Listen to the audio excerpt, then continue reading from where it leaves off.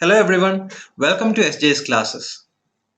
For my students at St. Michael's College, Cherathala, and for all those of you who have opted BA in English Language and Literature degree program under the University of Kerala from 2020 admissions onwards, this will be your final topic in Module 2 of the paper Art and Literary Aesthetics.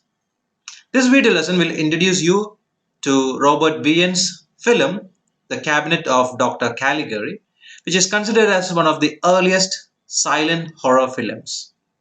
Here is an introduction to the movie.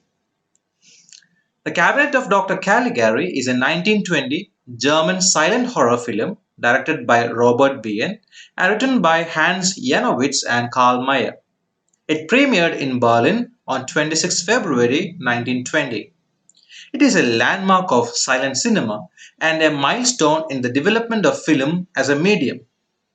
The movie is also considered as a quintessential work of German expressionist cinema. Quintessential in the sense that it is one that represents or one that stands as a perfect example of a class or quality. So in this case, it represents German expressionist cinema. Expressionism, as you know, originated in painting and theater, but gradually made its way into cinema during the 1920s and 30s as a reaction against realism. Realism involves the actual portrayal of the world around or the society in which you live. So, Expressionism was a direct reaction to the aftermath of World War One. The excessive visual style of films like this were an escape or break from reality. Now, you'll understand this statement more when you watch the film. The Cabinet of Dr. Caligari was also the first film to utilize surrealistic production design in a major way. Surrealistic films are characterized by fantastic imagery and incongruous juxtapositions. Again, this particular statement will be clearer for you when you watch the film. This particular production design or set design, it anticipated some of the aspects of surrealism which emerged in the mid 1920s and 1930s. The film's peculiar features like the evocation of horror and anxiety, the dramatic shadowy lighting, and bizarre sets became a stylistic model for later expressionist films by several major German directors such as Paul Wegener's The Golem, How He Came into the World, which was screened in 1920, F.W. Murnau's Nosferatu, which came out in 1922, and Fritz Lang's Metropolis, which was screened in 1927, as well as for the post-World War II American crime films known as film noir. Let me tell you something about film noir. It's a style of filmmaking characterized by elements such as cynical heroes, stark lighting effects, frequent use of flashbacks, intricate plots, and an underlying existentialist philosophy. This genre was prevalent mostly in American crime dramas of the post-World War II era. So these expressionist films, including The Cabinet of Dr. Caligari, influenced the making of film noir, which happened after the World War II. Hollywood also took note of this setup. Early horror films such as Dracula 1931 and Frankenstein 1931 again owe a clear debt to Caligari's visual texture and brooding menace. Now I'll incorporate the link in the description box. Please do watch this movie. It's only after you watch this movie that the statements that I make become more sensible. So please do watch the movie. The movie has also been adapted for the stage, turned into an opera, and was screened by the Victoria and Albert Museum as part of the David Bowie exhibition in 2013. Now, for those of you who have no idea what David Bowie exhibition is, it's a touring museum. Touring in the sense it travels or shifts from one place to another. So it's a touring museum that exhibit history, artifacts, and information about the life, music, films, tours, and art of English singer, songwriter, and actor David Bowie. So this movie was screened by the Victoria and Albert Museum as part of the David Bowie exhibition in 2013. Now coming to the movie, the first thing that you'll notice and probably best remember about the film would be its bizarre look. The actors inhabit a jagged means having a sharply uneven surface. So the actors inhabit a jagged landscape of sharp angles and tilted walls and windows, staircases climbing in crazy diagonals, trees with spiky leaves, grass that look like knives.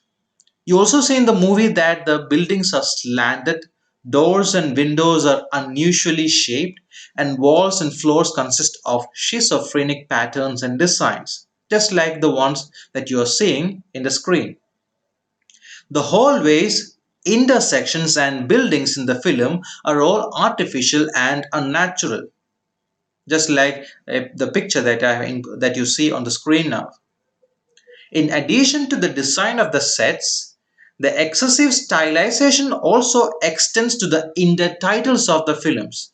Intertitles means I said earlier that this was a silent movie and director and the others had to incorporate intertitles so as to convey information to the audience. And just like the one that you see on the screen now. This is an intertitle that has been incorporated into the movie. So the excessive stylization of these intertitles also, depicts the kind of strangeness or uniqueness that this movie presented.